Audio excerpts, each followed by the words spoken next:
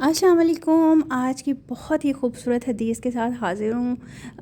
کس کس کی دعا قبول ہوتی ہے ہمارے حق میں اور ہمیں کس طرح سے دعا کرنی چاہیے، حدیث میں آیا ہے۔ حضرت ابو داؤد رضی اللہ تعالیٰ عنہ فرماتے ہیں، رسول پاک صلی اللہ علیہ وآلہ وسلم نے فرمایا، مسلمان شخص کی اپنے مسلمان بھائی کے لیے وہ دعا قبول ہوتی ہے جو اس کی غیر موجودگی میں کی جاتی ہے، اور اس دعا کرنے والے کے پاس ایک فرشتہ مامور ہوتا ہے۔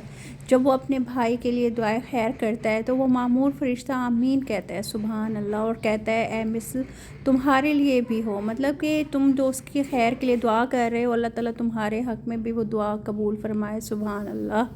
حضرت ابو ہریرہ رضی اللہ تعالیٰ عنہ فرماتے ہیں، رسول پاک صلی اللہ علیہ وآلہ وسلم نے فرمایا، بندہ جب تک کسی گناہ یا قطع رحمی کے بارے میں دعا نہ کرے اس کی دعا قبول ہوتی ہے، بشرطیہ وہ جلد بازی نہ کرے۔ عرض کیا گیا، اللہ کے رسول جلد بازی سے کیا مراد ہے؟ آپ صلی اللہ علیہ وسلم نے فرمایا، وہ کہتا ہے میں تو بہت دعائیں کر چکا ہوں لیکن میری دعا قبول ہی نہیں ہوتی۔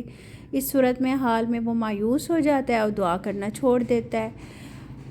مسلم و بخاری شریف۔ بالکل ایسا ہوتا ہے، انسان بہت جلد باز ہے، دعا کرتا ہے تو وہ کہتا ہے فوراً آنن فانن پوری ہو جائے، جبکہ ہمیں صبر کرنا چاہیے۔ اللہ تعالیٰ نے ہمارے حق میں جو بہتر لکھا ہے، اللہ تعالیٰ نے ہمارے لیے جو بہتر سوچ رکھا ہے، وہ اللہ تعالیٰ ہمیں دے، اور اس چیز کو مصلحت سمجھنی چاہیے۔ اگر ہماری دعا قبول نہیں ہوتی تو وہ ہمارے حق میں بہتر ہوتی ہے، تو کسی چیز کی جلد بازی نہیں کرنی چاہیے، اللہ تعالیٰ پہ چھوڑ دینا چاہیے دعا مانگ کے کہ اللہ تعالیٰ جو میرے حق میں بہتر ہو وہ کر دیجیے گا، آپ جو بہتر کر دیں گے میں اسی میں خوش ہوں گا، وہی میرے لیے بہتر ہوگا۔